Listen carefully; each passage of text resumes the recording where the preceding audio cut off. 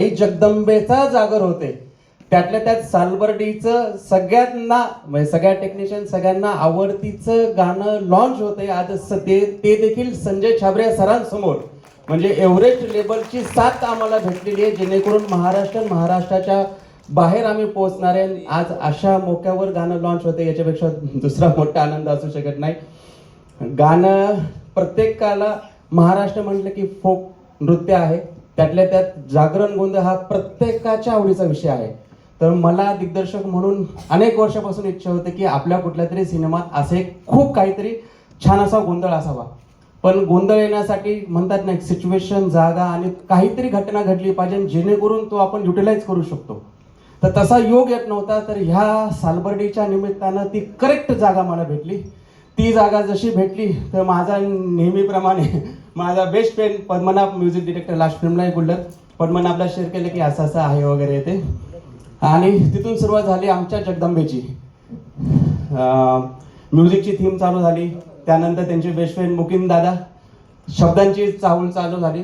यामध्ये विशेष गोष्ट म्हणजे आम्ही एकीकडे लोकेशन हंटिंग, एकीकडे लिरिक्स आणि एकीकडे म्युझिक, तिघांचं संगम योगायोगाने असं झालं की ज्या ठिकाणी आम्ही शूटिंग करत होतो कांगोनी हिंगोने गावामध्ये, त्या ठिकाणी आम्हाला बरोबर आई जगदंबेचं मंदिर त्या ठिकाणी भेटलं, जे ओरिजिनल 50 वर्षापासून त्या ठिकाणी ते मंदिर आहे. दुसरं म्हणजे यांच्या शब्दामध्ये जगदंबा शब्द बरोबर त्या ठिकाणी आला आणि त्याच पद्धतीमध्ये सगळं असं रोवलं गेलं.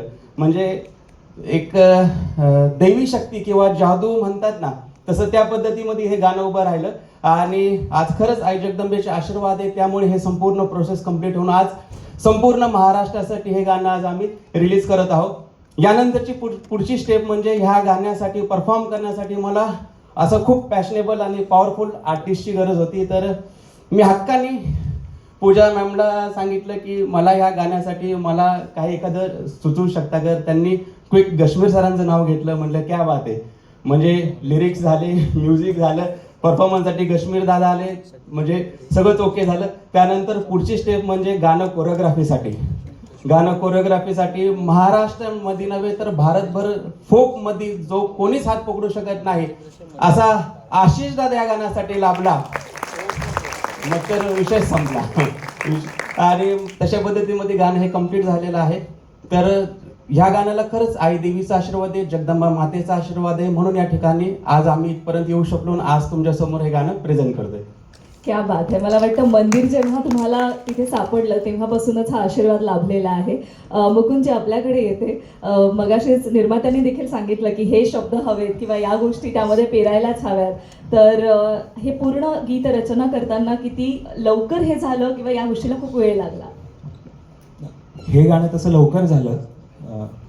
तर मी मनोगत व्यक्त करण्याआधी सर्व निर्मात्यांचे, रमेश सरांचे, विशेषतः पद्मनाभचे आभार मानतो. त्यांनी मला हे गाणं दिलं, हे माझं भाग्य आहे.